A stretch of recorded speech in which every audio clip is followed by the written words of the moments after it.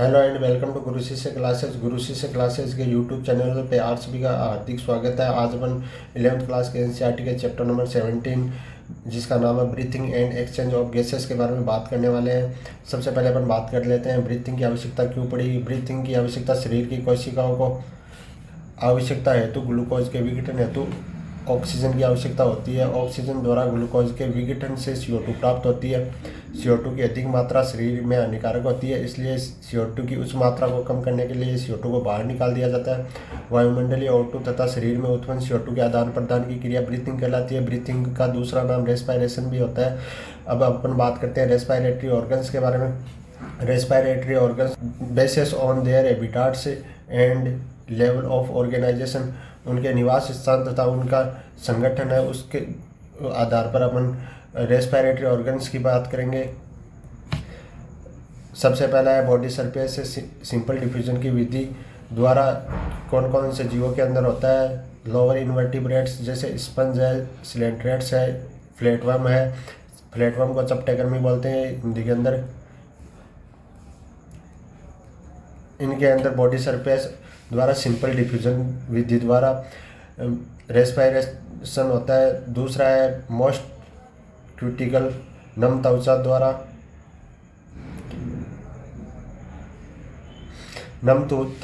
Earthworm के अंदर respiration होता है। उसके बाद में थर्ड है नेटवर्क ऑफ ट्यूब्यूल्स के जाल द्वारा, इसको अपन दूसरा नाम ले सकते हैं ट्रैकियल ट्यूब्यूल्स, ये इंसेक्ट्स के अंदर पाया जाता है। फोर्थ है गिल्स के द्वारा एक्वेटिक ऑर्थोपोडा तथा मोलस्का तथा फिशेस के अंदर गिल्स द्वारा श्वसन होता है। उसके बाद में फिफ्थ है लंग्स द्वारा रेप्टाइल्स, बर्ड्स, मैमल्स के अंदर लंग्स द्वारा श्वसन होता है। सिक्स्थ है नम त्वचा द्वारा एम्फीबियंस के अंदर श्वसन होता है।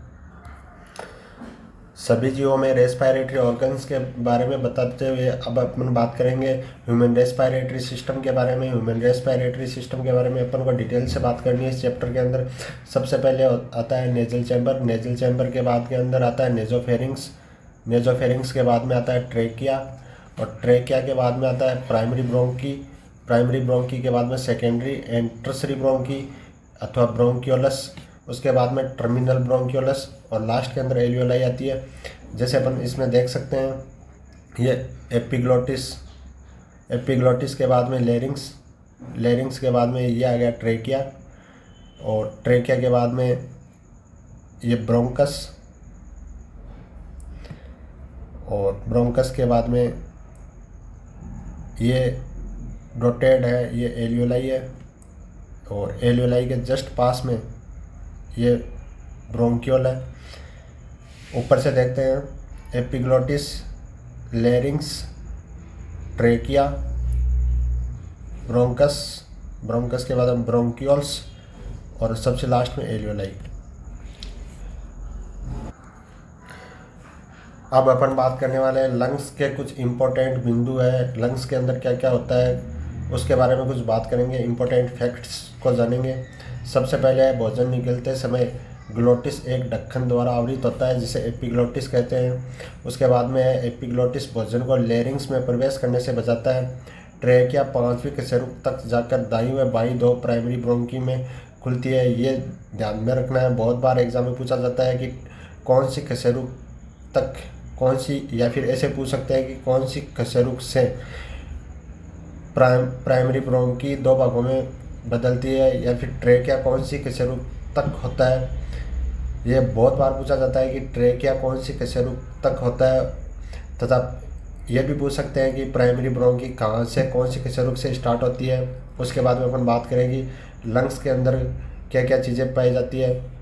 ब्रोंकी है, लंग्स का पार्ट है ब्रोंकी, ब्रोंकियोलस तथा एल्वियोलाई, ये 3 पार्ट लंग्स के अंदर आते हैं। उसके बाद में अपन बात करें लंग्स द्विस्तरीय आवरण से ढके होते हैं जिसे प्लूरा कहते हैं। लंग्स के बाहर द्विस्तरीय आवरण पाया जाता है, उस लेयर को प्लूरा कहते हैं। प्लूरा के मध्य प्लूरल फ्लूइड पाया जाता है, यह फ्लूइड लंग्स की सतह पर घर्षण कम करता है। अब प्लूरा है, प्लूरा लेयर का नाम है तो उसके अंदर प्लूरल फ्लूइड इस नाम पे ही पड़ा है प्लूरल फ्लूइड।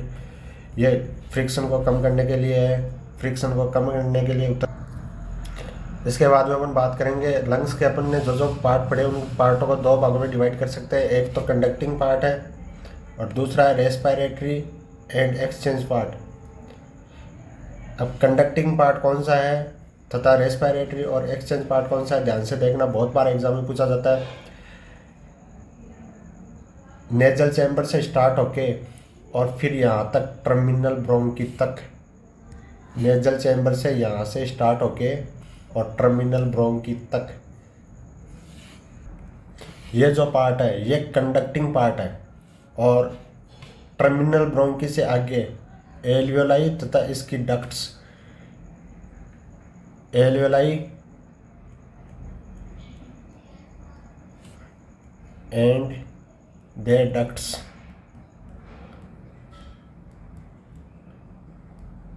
ये है एक्सचेंजिंग पार्ट। एक्सचेंजिंग पार्ट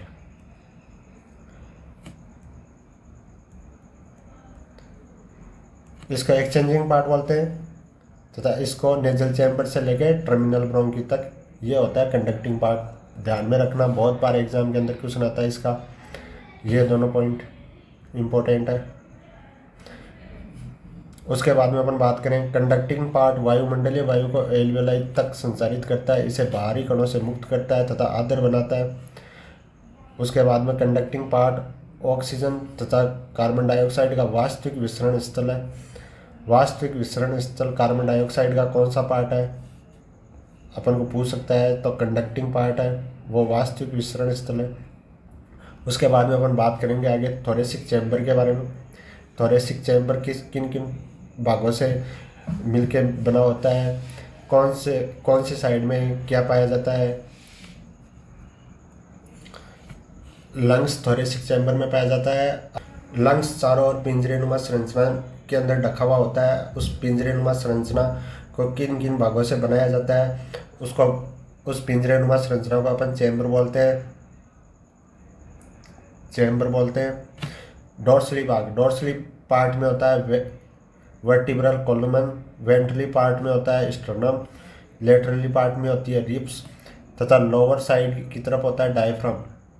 ये बहुत बार एग्जाम में पूछे जाते हैं कि थोरेसिक चैम्बर का डोर्सल भाग है वो किससे बना होता है, वेंट्रल भाग है वो किससे बना होता है, लेटरल भाग किससे बना होता है, लोअर साइड है वो किससे बनी होती है। इनमें से कुछ भी पूछ सकता है, आपको ध्यान में रखना। थोरेसिक चैम्बर का कार्य क्या है। थोरेसिक चैम्बर लंग्स का आयतन परिवर्तन करने में सहायक है। उसके बाद में आप देख सकते हो थोरेसिक चैम्बर को डायग्राम द्वारा। ये रिब्स है इधर लेटरल साइड में, ये नीचे की तरफ डायफ्राम है, ये स्टर्नम है, ये वर्टिब्रल कॉलमन है डोर्सली भाग में, वेंट्रल भाग में स्टर्नम है, लेटरल भाग में रिब्स है, पसलियाँ हैं और लोअर पार्ट के अंदर डायफ्राम है। अब अपन बात करेंगे रेस्पिरेटरी स्टेप्स। रेस्पिरेटरी स्टेप्स के अंदर अपन पढ़ेंगे कि बाहरी वायु है, बाहरी वायु पहले लंग्स में जाती है, फिर लंग्स से ब्लड द्वारा ऑर्गन्स तक जाती है, फिर ऑर्गन से वापस CO2 लंग्स तक आती है, फिर लंग्स से CO2 बाहर निकाली जाती है। उस प्रोसेस के बारे में अपन बात करेंगे रेस्पिरेटरी स्टेप्स के अंदर। वायुमंडलीय वायु अंदर खींची जाती है और CO2 से भरपूर एल्वियोलाई की वायु को बाहर मुक्त किया जाता है। ये रेस्पिरेटरी स्टेप्स के अंदर आता है। रेस्पिरेटरी स्टेप्स कुप्पिका झिल्ली के आर पार गैसों का मिश्रण सबसे पहले। उसके बाद में जो गैसें हैं वो रुधिर द्वारा गैसों का परिवहन होता है। उसके बाद में रुधिर और ऊतकों के बीच में गैसों का मिश्रण होता है। इसके अंदर अंतिम स्टेप है कोशिकाओं द्वारा O2 का उपयोग और CO2 का उत्पन्न होना। रेस्पिरेटरी स्टेप्स को अपन 5 भागों में डिवाइड कर सकते हैं। सबसे पहले आप दोबारा देख लो, वायुमंडलीय वायु अंदर खींची जाती है और CO2 से भरपूर एल्वियोलाई की वायु को बाहर मुक्त किया जाता है। यह फर्स्ट स्टेप है। सेकंड स्टेप है कुप्पिका झिल्ली के आर पार गैसों का मिश्रण। थर्ड स्टेप है रुधिर द्वारा गैसों का परिवहन। फोर्थ स्टेप है रुधिर और ऊतकों के बीच गैसों का मिश्रण। फिफ्थ स्टेप है कोशिकाओं द्वारा O2 का उपयोग और CO2 का उत्पन्न होना। उसके बाद में अपन बात करेंगे मैकेनिज्म ऑफ ब्रीथिंग, श्वसन की क्रियाविधि। श्वसन की क्रियाविधि को मेनली दो भागों में डिवाइड किया गया है, इंस्पिरेशन तथा एक्सपीरेशन। सबसे पहले अपन बात करेंगे इंस्पिरेशन कैसे होता है। इंस्पिरेशन वायुमंडलीय दाब लंग्स के दाब से अधिक होने पर, वायुमंडलीय दाब लंग्स के दाब से अधिक होने पर इंस्पिरेशन स्टार्ट होता है। तब तीन कंडीशन होती है। फर्स्ट कंडीशन है डायफ्राम के संकुचन से प्रारंभ, डायफ्राम का संकुचन होता है मतलब। सेकंड है थोरेसिक कैविटी का आयतन बढ़ जाता है। थर्ड है एक्सटर्नल इंटरकोस्टल मसल्स में संकुचन होता है जिससे वो ऊपर उठ जाती है। इन तीनों क्रियाओं से इसका रिजल्ट होता है वो होता है, यह प्रक्रिया लंग्स दाब को वायुमंडलीय दाब से कम करती है। ये तीनों प्रोसेस होती है, उसका रिजल्ट ये निकल के आता है। फिर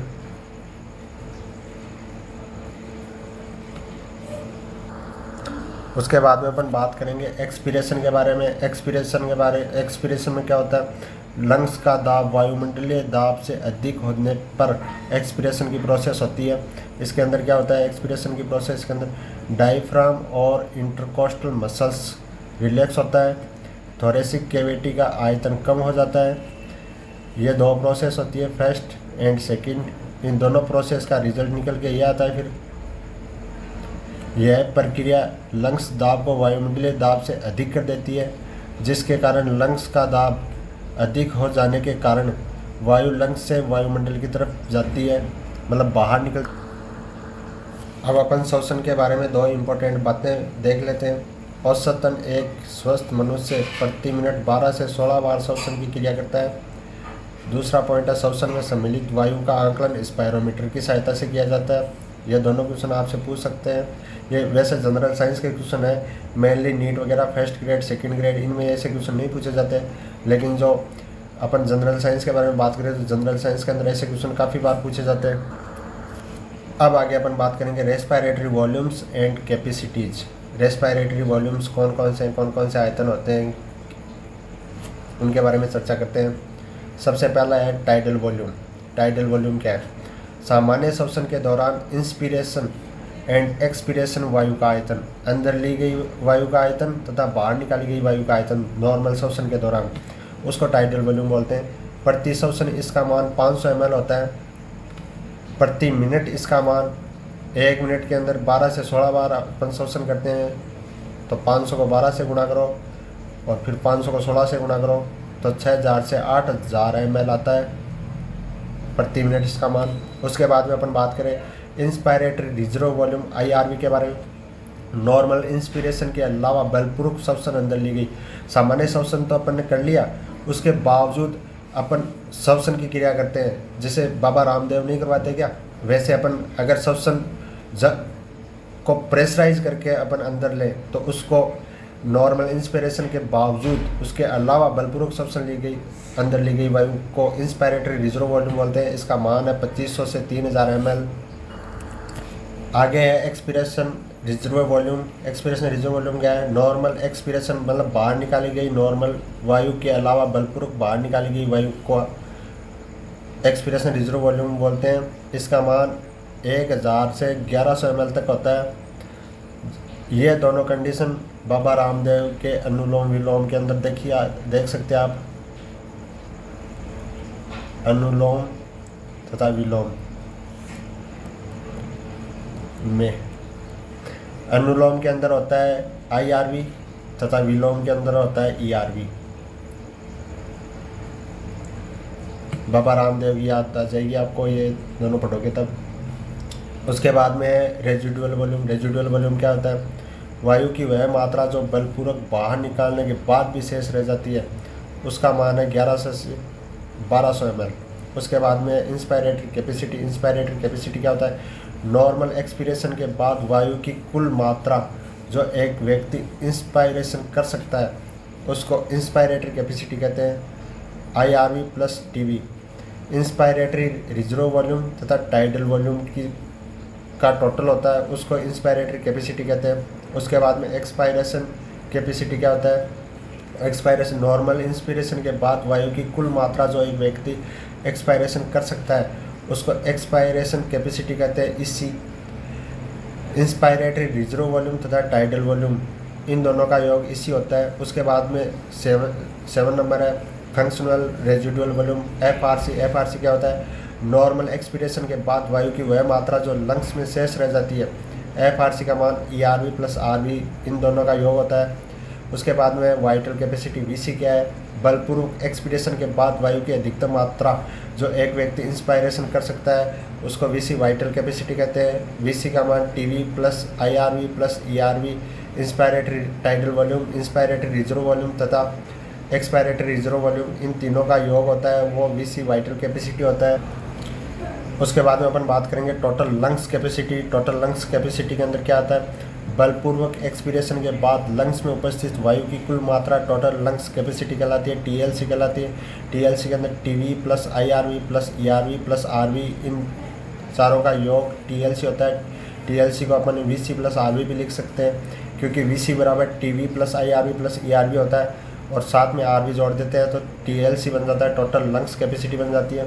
यह जो भी रेस्पिरेटरी वॉल्यूम तथा रेस्पिरेटरी कैपेसिटी अपन ने पढ़ी है इनको आप ध्यान से पढ़ लेना। इनमें से एक क्वेश्चन हर बार पूछा जाता है, हर एग्जाम में पूछा जाता है। जो लेवल की एग्ज़ाम होती है उनके अंदर आपको ये इसी equal to ERV plus TV ऐसे ऑप्शन में डाल के पूछ लेगा, या फिर इनकी जो ये मात्राएं दी गई है ये पूछ सकता है, या फिर ऐसे भी पूछ सकता है कि इंस्पायरेटरी कैपेसिटी क्या है या इंस्पायरेटरी रिजर्व वॉल्यूम क्या है, एक्सपायरेटरी रिजर्व वॉल्यूम क्या है, ऐसे कुछ भी घुमा के कैसे भी पूछ सकता है। इनको आप बहुत ध्यान से डिटेल से पढ़ना। उसके बाद में अपन बात करेंगे एक्सचेंज ऑफ गैसेस, गैसों का विनिमय। गैसों का विनिमय 2 स्थानों पर होता है मेनली। फर्स्ट है alveoli and blood capillaries. Lungs के पास में कैपिलरीज होती है, वो कैपिलरीज तथा एल्वियोलाई के मध्य। दूसरा स्थान है ब्लड कैपिलरीज एंड टिश्यू। 2 स्थानों पर गैसों का विनिमय होता है। इन दोनों स्थलों पर ऑक्सीजन तथा कार्बन डाइऑक्साइड का विनिमय दाब अथवा सांद्रता प्रवणता के आधार पर सरल विसरण द्वारा होता है। विसरण की दर को प्रभावित करने वाले कारक, ये ध्यान में रखना, बहुत बार एग्जाम में पूछा जाता है। गैसों की घुलनशीलता पर डिपेंड करता है विसरण। विसरण में सम्मिलित झिल्लियों की मोटाई के ऊपर डिपेंड करता है। ये देख लो डायग्राम के अंदर 2 जगह दिखाया गया है विसरण। ये एल्वियोलाई है, ये ब्लड कैपिलरीज है और नीचे ये टिश्यू है और ये यहाँ पे ब्लड कैपिलरीज है। 2 जगह विसरण दिखाया गया है, देख सकते हो आप। गैसों के मिश्रण में किसी विशेष गैस का दाब उसका आंशिक दाब कहलाता है। जैसे ऑक्सीजन का दाब, गैस है, गैसों का एक गैस तो होती नहीं है, उसमें बहुत सारी गैसें होती है, तो पर्टिकुलर एक गैस का दाब अपन को पता करना हो तो उसका आंशिक दाब निकाला जाता है। तो उस गैस के पर्टिकुलर दाब को उसका आंशिक दाब बोलते हैं। उसको PO2 से, अगर जैसे ऑक्सीजन का है तो उसको PO2 से दर्शाएंगे, और अगर CO2 का आंशिक दाब है तो उसको PCO2 से दर्शाएंगे। यहाँ पे P का मतलब है पार्शियल, जिसको बोलते हैं आंशिक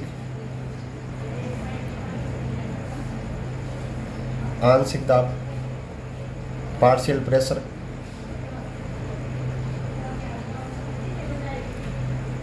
ऑक्सीजन का पार्शियल प्रेशर PO2 और कार्बन डाइऑक्साइड CO2 का पार्शियल प्रेशर PCO2।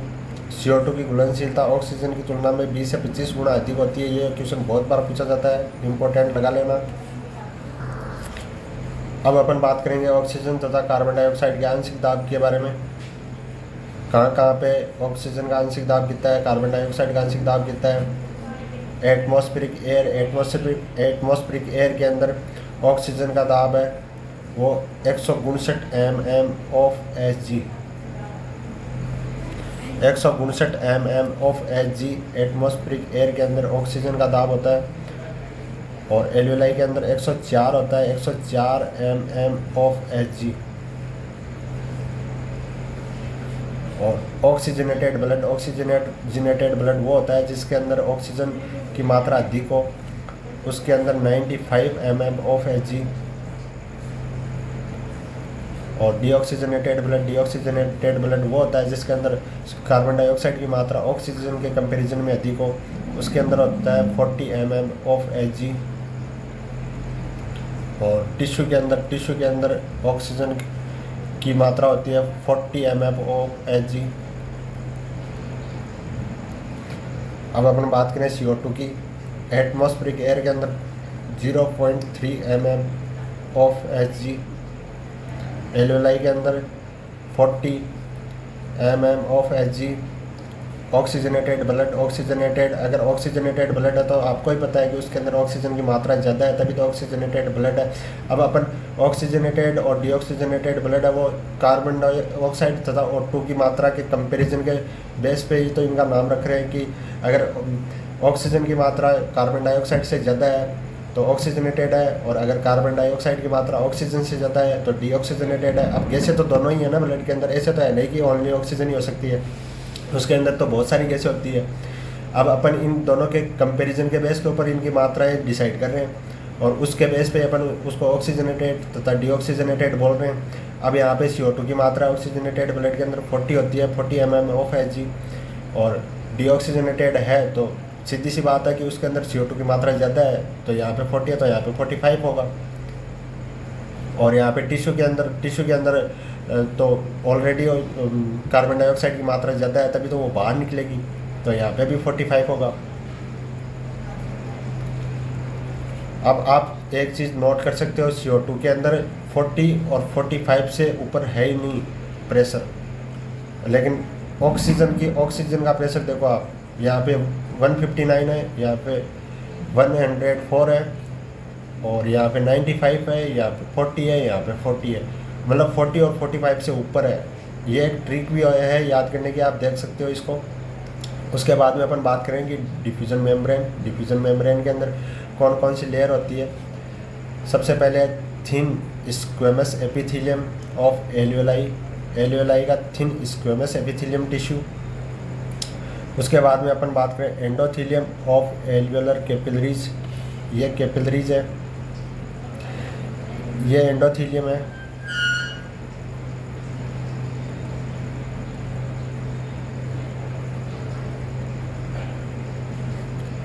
और ये है स्क्वेमस एपिथेलियम। किसका स्क्वेमस एपिथेलियम है? एल्वेलाई का। और ये कैपिलरीज का एंडोथेलियम। इन दोनों के बीच के अंदर बेसमेंट सब्सटेंस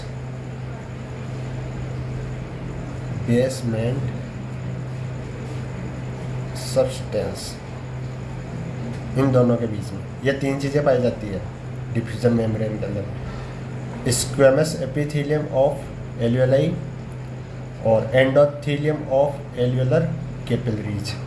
और इन दोनों के बीच के अंदर बेसमेंट सब्सटेंस पाया जाता है, इसलिए अपन 3 लेयर बोल सकते हैं। डिफ्यूजन मेम्ब्रेन की कुल मोटाई होती है 1 मिलीमीटर। 1 मिलीमीटर से कम भी अपन बोल सकते हैं, लेकिन 1 मिलीमीटर से ज़्यादा नहीं होती है, ये मैक्सिमम है 1 मिलीमीटर। अब अपन बात करेंगे ट्रांसपोर्ट ऑफ गैसेस के बारे में बात करेंगे। ऑक्सीजन का ट्रांसपोर्ट कैसे होता है, कार्बन डाइऑक्साइड का ट्रांसपोर्ट कैसे होता है, किसके द्वारा होता है, इनको प्रभावित करने वाले कारक क्या क्या है, इनके बारे में अपन डिटेल से चर्चा करेंगे। सबसे पहले अपन देख लेते हैं ऑक्सीजन का परिवहन RBC के द्वारा 97% होता है, प्लाज्मा के द्वारा 3% होता है। ये डाटा ध्यान में रखना, बहुत बार एग्जाम में पूछा जाता है। उसके बाद में अपन बात करें कार्बन डाइऑक्साइड का परिवहन, RBC के द्वारा 20 से 25%, प्लाज्मा के द्वारा 7%, बाइकार्बोनेट आयन के द्वारा 70%। अब अपन डिटेल से बात करते हैं ऑक्सीजन का परिवहन। RBC में हीमोग्लोबिन पिगमेंट उपस्थित होता है। हीमोग्लोबिन ऑक्सीजन के साथ बंधकर ऑक्सीहीमोग्लोबिन का निर्माण करता है। प्रत्येक हीमोग्लोबिन मॉलिक्यूल 4 ऑक्सीजन अणुओं का वहन कर सकता है। यह भी ध्यान में रखना कि एक हीमोग्लोबिन अणु कितने ऑक्सीजन अणुओं का वहन कर सकता है। 1 Hb बराबर 4 O2 इम्पोर्टेंट है, बहुत बार पूछा जाता है, ध्यान में रखना। प्रत्येक 100 ml ऑक्सीजनेटेड ब्लड में 5 ml ऑक्सीजन प्राप्त होती है, यह भी इम्पोर्टेंट लाइन है, दोनों ध्यान में रखना। 4 ml और 100 ml ऑक्सीजनेटेड ब्लड है, ये ऑक्सीजनेटेड, डीऑक्सीजनेटेड नहीं है, ध्यान में रखना। ऑक्सीजनेटेड ब्लड के अंदर ऑक्सीजन की मात्रा है वो होती है 5 ml। उसके बाद में हीमोग्लोबिन के साथ ऑक्सीजन के बंधन को प्रभावित करने वाले कारकों के बारे में अपन चर्चा करें। तो सबसे पहला है ऑक्सीजन का आंशिक दाब PO2। अब सीधी सी बात है कि अगर जो भी घटक है गैस का, उसके अंदर ऑक्सीजन की मात्रा तो ज़्यादा होनी चाहिए। अगर ऑक्सी हीमोग्लोबिन बनाना है तो ऑक्सीजन की मात्रा तो होनी चाहिए, उसका आंशिक दाब तो ज़्यादा होना ही चाहिए। तो PO2 अधिक होना चाहिए। CO2 दूसरी गैस का आंशिक दाब कम होना चाहिए, दूसरी गैस है CO2। फिर है H2 आयन की सांद्रता। अगर CO2 की मात्रा कम है तो सांद्रता कम होनी चाहिए। और तापक्रम का प्रभाव है, तापक्रम कंपैरिजन में कम होना चाहिए। H2 आयन की सांद्रता कम है, इसका मतलब pH अधिक है। बेसिक क्यों? क्योंकि CO2 की मात्रा कम है इसलिए pH अधिक है, और pH अधिक है इसलिए H2 आयन की सांद्रता कम है। उसके बाद में अपन बात करेंगे डिसोसिएशन कर्व के बारे में। हीमोग्लोबिन की ऑक्सीजन के साथ प्रतिशत संतृप्तता को PO2 के सापेक्ष दर्शाया गया है डिसोसिएशन कर्व के अंदर। डिसोसिएशन कर्व है वो सिग्मोइड होता है, ये भी आप ध्यान में रखना। हीमोग्लोबिन से ऑक्सीजन के बंधन को प्रभावित करने वाले कारकों के अध्ययन में सहायक होता है। ऑक्सी हीमोग्लोबिन बनाने वाली परिस्थितियों में डिसोसिएशन कर्व लेफ्ट साइड की तरफ खिसक जाता है। ये क्वेश्चन बहुत बार घुमा के पूछा जाता है कि अगर ऑक्सी हीमोग्लोबिन, अगर ऑक्सीजन की मात्रा ज़्यादा है और PO2 ज़्यादा है PCO2 की वजह से कंपेरिजन में, तो डिसोसिएशन कर्व किस साइड खिसकेगा? डिसोसिएशन कर्व लेफ्ट साइड की तरफ खिसकेगा। यह क्वेश्चन नीट के अंदर फर्स्ट ग्रेड में, सेकंड ग्रेड में काफ़ी बार पूछा गया है कि अगर PO2 की मात्रा PCO2 से अधिक है तो डिसोसिएशन कर्व कौन सी तरफ खिसकेगा। उसके बाद में अपन चर्चा करेंगे कार्बन डाइऑक्साइड का परिवहन। कार्बन डाइऑक्साइड का परिवहन हीमोग्लोबिन के साथ carbon dioxide carb amino haemoglobin का निर्माण करती है। हीमोग्लोबिन के साथ CO2 की बॉन्डिंग को प्रभावित करने वाले कारकों के बारे में चर्चा करें। इसके अंदर CO2 का आंशिक दाब PCO2 अधिक होना चाहिए। दूसरी कंडीशन है PO2 कम होना चाहिए। अगर CO2 की मात्रा अधिक है तो pH कम होगी, और pH कम होगी तो H2 आयंस अधिक होंगे, और तापक्रम उसके कंपैरिजन के अंदर इसका ताप कुछ होना चाहिए। कार्बन डाइऑक्साइड के परिवहन के अंदर अपन एक रिएक्शन देखते हैं। CO2 के साथ H2O जुड़ के, एक मिनट, CO2 H2O के साथ क्या, सॉरी इसको ऊपर ले लेते हैं एक बार थोड़ा, हाँ अब सही है। CO2 H2O के साथ जुड़ के कार्बनिक एनहाइड्रेज एंजाइम के साथ रिएक्शन करके H2CO3 का निर्माण करती है। फिर H2CO3 कार्बोनिक एनहाइड्रेज की उपस्थिति में वापस HCO3 बाइकार्बोनेट का निर्माण करती है, बाइकार्बोनेट का निर्माण करती है। ये जो रिएक्शन है ये रिवर्सिबल रिएक्शन है, मतलब बाइकार्बोनेट से वापस H2CO3 बन सकता है, और H2CO3 फिर वापस CO2 तथा H2O में कन्वर्ट हो जाता है, और CO2 बाहर निकल जाती है और जल अंदर से रह जाता है। ये रिवर्सिबल रिएक्शन है। उसके बाद में अपन बात करें कार्बनिक एनहाइड्रेज की सांद्रता RBC में प्लाज्मा की तुलना से उच्च होती है। यह क्वेश्चन भी पूछ सकता है अगला कि कार्बनिक एनहाइड्रेज एंजाइम RBC में ज़्यादा होता है या फिर प्लाज्मा में ज़्यादा होता है। प्रति 100 ml डीऑक्सीजनेटेड ब्लड में 4 ml CO2। अपन ने पहले ऑक्सीजन की मात्रा देखी थी, तो उसके अंदर ऑक्सीजनेटेड ब्लड के अंदर आपने देखा था कि 100 ml के अंदर 5 ml ऑक्सीजन थी। अब अपन बात कर रहे हैं डीऑक्सीजनेटेड ब्लड में कार्बन डाइऑक्साइड। डीऑक्सीजनेटेड ब्लड में 100 ml डीऑक्सीजनेटेड ब्लड के अंदर कार्बन डाइऑक्साइड की मात्रा 4 ml। ये मात्राएं ध्यान में रखना, बहुत बार पूछी जाती है, मैं बार बार बोल रहा हूँ, बहुत बार पूछी जाती है ये मात्राएं, आप ध्यान में रखना। अब अपन बात करते हैं रेगुलेशन ऑफ रेस्पायरेशन, श्वसन का नियमन। श्वसन का नियम ब्रेन के अंदर 2 भाग होते हैं, उनसे होता है, पहला है मेडुला रीजन, दूसरा है पोन्स रीजन। मेडुला, सबसे पहले अपन बात करेंगे मेडुला रीजन के द्वारा कैसे होता है। ये मेडुला रीजन है, ये मुख्य नियमनकारी है। मेडुला में कीमोसेंसिटिव ऑर्गन है, रीजन होता है जो कार्बन डाइऑक्साइड व हाइड्रोजन आयनों के लिए अति संवेदी रीजन होता है। मेडुला के अंदर कीमोसेंसिटिव रीजन होता है जो CO2 तथा H+ आयन के लिए संवेदनशील होता है। पोन्स के अंदर क्या होता है, पोन्स न्यूमोटैक्सिक सेंटर है, ये इंस्पायरेशन रेट को कम कर देता है। ये क्वेश्चन बहुत बार पूछा जाता है कि इंस्पायरेशन रेट को कम करने वाला रीजन मेडुला है या फिर पोन्स है। ये ऑप्शन में दोनों डाल दिए जाते हैं, तो इसको आप ध्यान में रखना। और ये क्वेश्चन भी बहुत बार पूछा जाता है कि कीमोसेंसिटिव ऑर्गन या फिर कीमोसेंसिटिव रीजन कौन सा है, मेडुला है या फिर पोन्स है। ये दोनों, ये क्वेश्चन और ये क्वेश्चन आप नोट कर लेना, किसी भी एग्ज़ाम में मिल जाएगा आपको, किसी में भी मिल सकता है। और बहुत ही डीपली पढ़ा हुआ होना वही सही कर पाएगा इसको, हर कोई सही कर ही नहीं सकता इसको। उसके बाद में अपन एक नोट है उसको देखते हैं। Aortic arch and carotid artery से जुड़ी संवेदी संरचनाएं CO2 एंड हाइड्रोजन सांद्रता के परिवर्तन को पहचान सकते हैं, ऑक्सीजन के परिवर्तन को नहीं पहचान सकते, अर्थात रेस्पायरेशन के नियमन में ऑक्सीजन की कोई भूमिका नहीं होती। अब ऑप्शन के अंदर ये डाल सकता है कि रेस्पायरेशन के नियमन में किसकी भूमिका है किसकी नहीं है, तो उसके अंदर आपको ऑक्सीजन भी दे सकता है। तो ये चीज़ आप ध्यान में रखना, इसको नोट कर लेना कि ऑक्सीजन की कोई भूमिका नहीं होती है।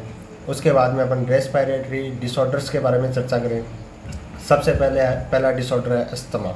अस्थमा क्या होता है, ब्रोंकी एंड ब्रोंक्यूलस में सूजन आ जाती है, जिसके कारण रेस्पायरेशन में घरघराहट होती है।